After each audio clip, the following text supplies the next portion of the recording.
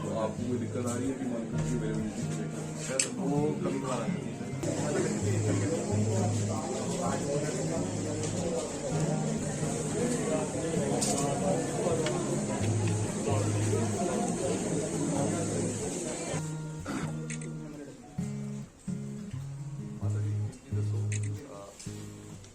आज से फ्री हो जाए पैसे देने पे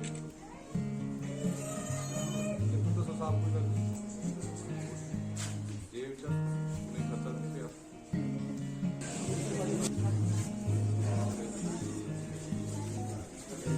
रहने वाले कहाँ के आप?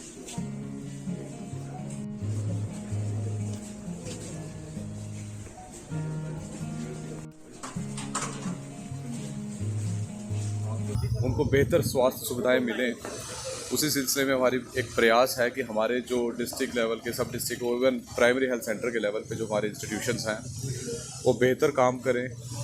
उसी सिलसिले में आज यहाँ पे आए थे कि यहाँ पे एक किस्म की एक इंस्पेक्शन थी, कुछ हमारी कंस्ट्रक्शन के काम चल रहे हैं, एक नई बिल्डिंग बनने जा रही है, उसका एक जायज़ा लिया और दूसरा बाकी जो सुविधाएँ यहाँ पे पेशेंट्स को मिल रही हैं, अटेंडेंट्स को उनको मिल रही हैं, उसका एक जायज़ा लिया। और जहाँ जहाँ पे हमें लगा कि गैप्स हैं, जहाँ पे इम्प्रूवमेंट करने की ज़रूरत है, वो हिदायत भी दी गई है जो कंसर्न हमारे ऑफिसर्स हैं। और हमारी ये पूरी कोशिश है कि हम हमारे जो पेरिफेरीज़ में भी स्वास्थ्य सुविधाओं को और स्ट्रेंथन करें, जहाँ जहाँ गैप्स हैं उनको हम ब्रिज करें।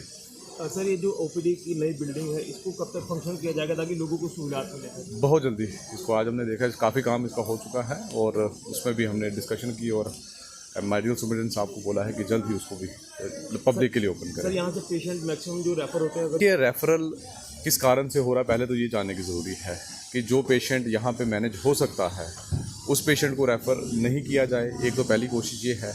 अब कुछ ऐसे केसेस होंगे जहाँ पे आप रेफ़र करना आपके लिए ज़रूरी है, जहाँ पे सुपर स्पेशलिस्ट की ज़रूरत है, मान लो न्यूरो सर्जरी की ज़रूरत है, जो स्पेशलिटीज़ यहाँ पे नहीं हैं, जो डिस्ट्रिक्ट हॉस्पिटल में जनरली नहीं होती हैं, उनमें रेफरल्स होंगे। तो इसलिए मैंने कल भी एक मीटिंग में कर रहा था, उसमें हमने यही कहा था कि हर रेफरल का एक ऑडिट होना चाहिए। रेफरल किस वजह से किया गया, क्या रेफरल को अवॉइड किया जा सकता था या ज़रूरी था, ताकि एक जो डिसीजन है रेफरल का वो एक साइंटिफिक हो और जो अवॉइडेबल चीज़ें हैं जहाँ पर रेफ़र हम नहीं, ज़रूरत नहीं है, वो रेफरल ना हो। और हमारे हॉस्पिटल्स में गवर्नमेंट की तरफ से बहुत सपोर्ट मिल रही है। आयुष्मान भारत की स्कीम है इतनी बड़ी, जिसमें हर एक आईपीडी केयर जो पेशेंट एडमिट हो रहा है उसको फ्री में हम सुविधा मिल रहे हैं, दे रहे हैं। और डायलिसिस की सुविधा मिल रही है, हमारे ब्लड सर्विसेज इम्प्रूव हुई है। तो उसके बावजूद भी अगर कहीं पे रेफरल में अगर अननेसेसरी रेफरल्स है उसको हम चेक करेंगे और इसको फ्रीक्वेंटली हम रिव्यू भी करेंगे अपने लेवल पे, ताकि जो हमारी स्वास्थ्य सुविधाएं जिस लेवल पे हैं वो लोगों को मिलें और हमारे जो बड़े अस्पताल हैं वहाँ पे क्लॉगिंग ना हो। जो हम देखते हैं अक्सर कि जैसे श्रीनगर है या जम्मू के बड़े अस्पतालों में सब जगहों से लोग रेफ़र होकर आ जाते हैं, क्लॉगिंग होती है। तो उसको किस तरीके से रैशनली उसको हम अवॉइड प्रिवेंट कर पाएँ, वो हमारा एक प्रयास रहेगा। जिला स्तर का अस्पताल है, इवन देन की यहाँ पे जो डॉक्टर्स हैं वो नहीं रुकते हैं, इवन देन की एमएस नहीं रुकते, तो इस पर क्या कुछ? देखिए, नाइट को जैसे इमरजेंसी हमारी डिस्ट्रिक्ट हॉस्पिटल में या सब डिस्ट्रिक्ट हॉस्पिटल 24/7 रहती है, इवन डिलीवरीज़ के केसेस भी 24/7 रहते हैं। और अगर कोई ऐसी कमी कहीं पे पाई जाती है तो उसमें हम एक कड़ी कार्रवाई भी करेंगे। अगर कोई डॉक्टर्स हमें लगता है या किसी के लेवल पे कोई कोताही हुई है तो उसमें कार्रवाई